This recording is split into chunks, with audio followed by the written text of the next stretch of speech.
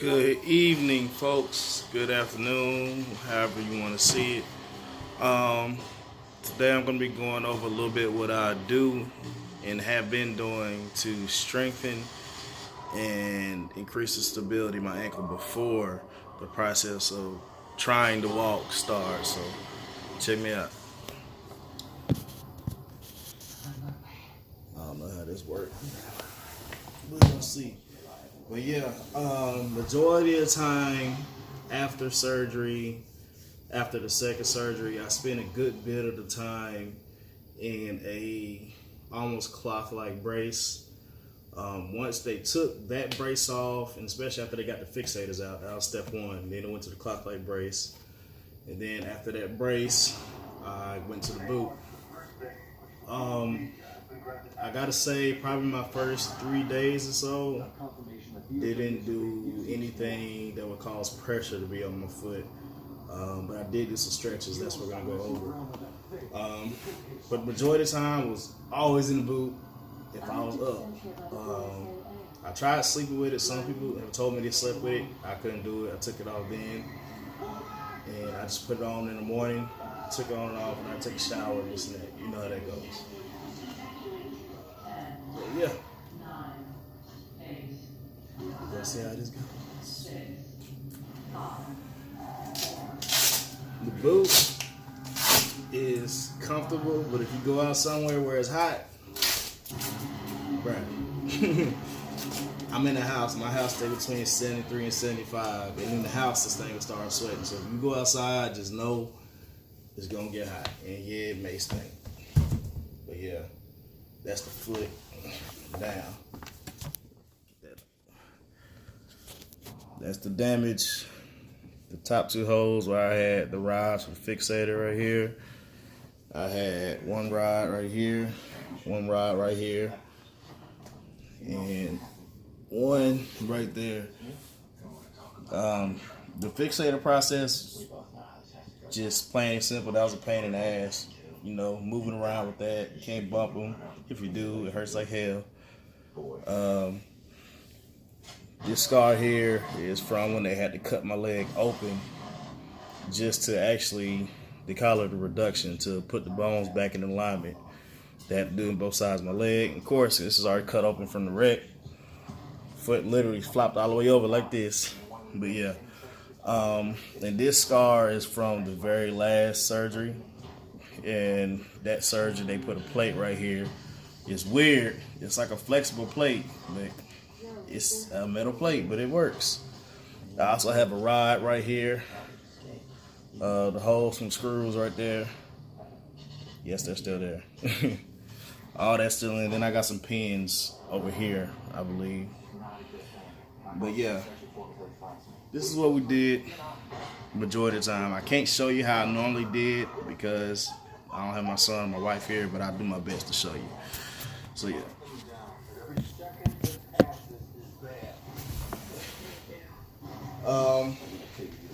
Starting out, plain and simple, was literally just rotation.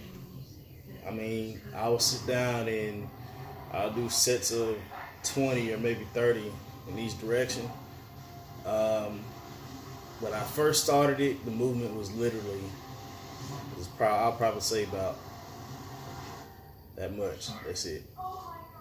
That's just part of the process. You got the swelling going on, you got the healing going on, and it sucked, but you determined to walk again. That's what you're gonna do.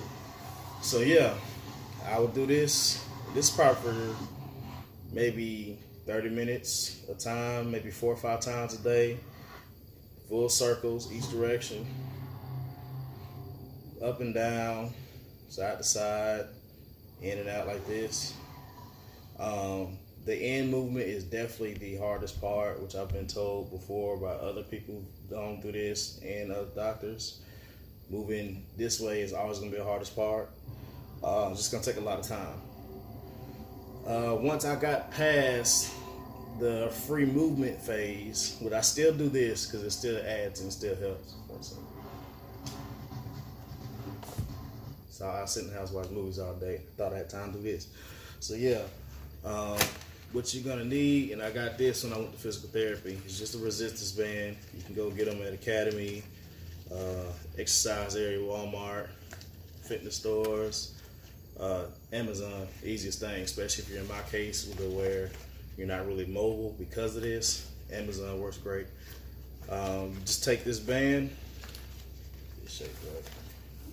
And you see that dry skin patch from my foot being embraced in the air. That initially was my entire bottom of my foot. It was just like this. But yeah.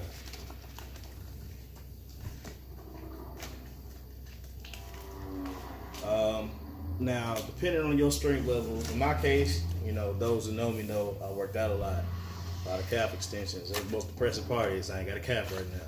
It's what it is. 1 second, let my son in.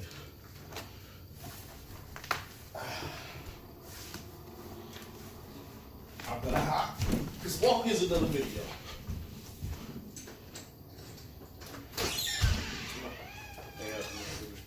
I'll make a video. Go ahead. You lazy camp if you want to. Don't know YouTube. All right. Let the future doctor or something in. Camera's right there. But yeah, after physical therapy, day 1, went home, continued doing the same exercises, but I added the band to it. Literally, all you do is, now this is maybe 4 or 5 times a day, once again, you would go forward, just using your calf muscle, push down and hold. I was told 15 seconds. I ain't gonna lie to you. It might be the athlete in me. I try to do 20 and 30 seconds every time. But do what your doctor suggests. And I would do this 15 seconds. I'll do a set of 3. Now, this is 5 times a day. And then I'll go to pulsing. And I'll do this probably about 30 times. If you gotta do it slowly because it's gonna hurt, especially if you did anything like I did. Like I tore my Achilles as well. It's going to hurt. Once that's done, it's real simple. You literally take this to the side, take the other foot, step out, make sure the band, it helps, make sure the band is pulling your foot in because the point is to stretch to your right. So again, 15-second hold, and then you would go to pulses. Do what you're comfortable with, but again, like I said, each time you do this during the day, you should do at least 3 sets of it. That's what I do. Again, do what your doctor say. I ain't responsible. I don't do that. Again, this is one of the hardest stretches because you can tie something around it, but that just takes more time. I learned to do it this way. Take 1 foot. Again, don't roll your knee, just roll your foot, and that's it. Same thing, hold and pulses. And the last stretch, Dominique, come here. So I sit like this where you can see me. Grab that like you did the other day.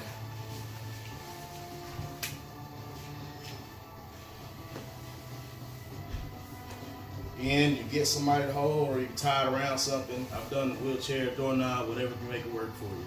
Again, you do holds, and then you do pulses. That's really it. That's all I added to it that first day.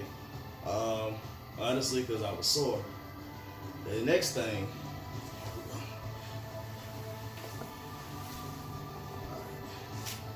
don't need to grab the phone. I'm sorry, y'all. I'm recording with a phone so I can do better. Alright.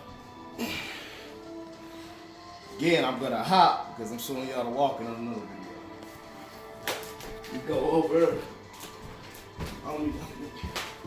find a door frame. Get in a door frame or a countertop. I prefer the door frame. You'll see why. You're gonna want to start. This is what I had to start having to do.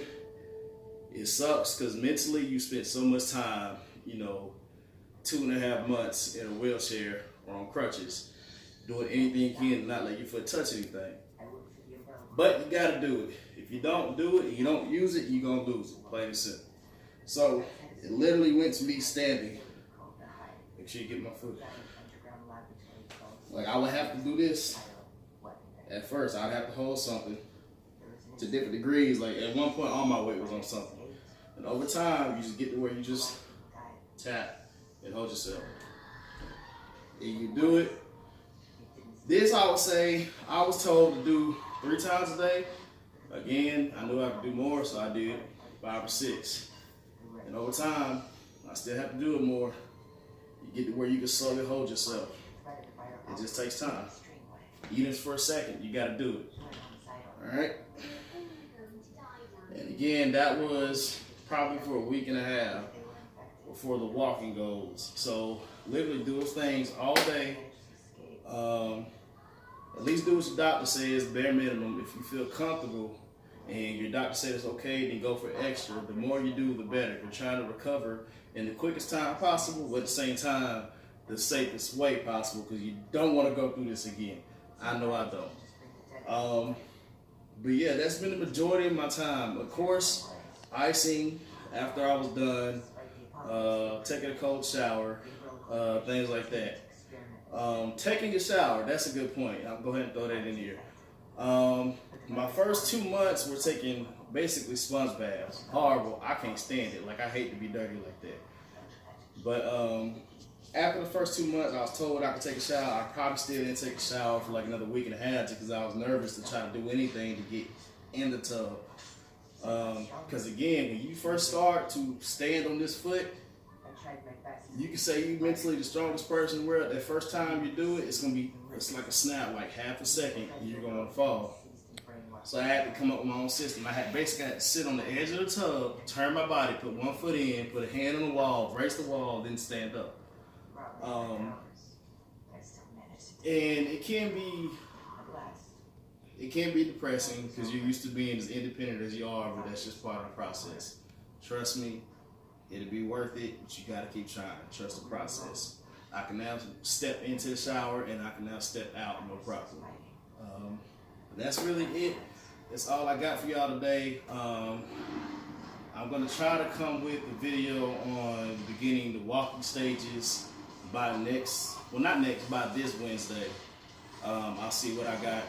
In the meantime, please, anybody, YouTube is new for me. Anybody got any suggestions on editing software or anything like that, let me know. Because I'm trying to do this not only for myself, but I want to show other people that this can be done. You don't have to take a year or 2 years or 3 years to walk.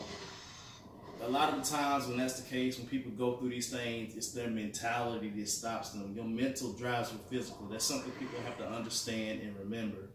You have to want to go somewhere to get there. It ain't gonna happen just by you saying you wish. You gotta take the action, you gotta put in the effort, you gotta put in the work. But yeah, until then, y'all check me out, D-Fit Hustle. Y'all can see more of my little videos. You can check out more of the injuries from the wreck. You can check out pretty much from day one, the entire process on my Instagram. That's Instagram at D-Fit Hustle. Yeah, that's it.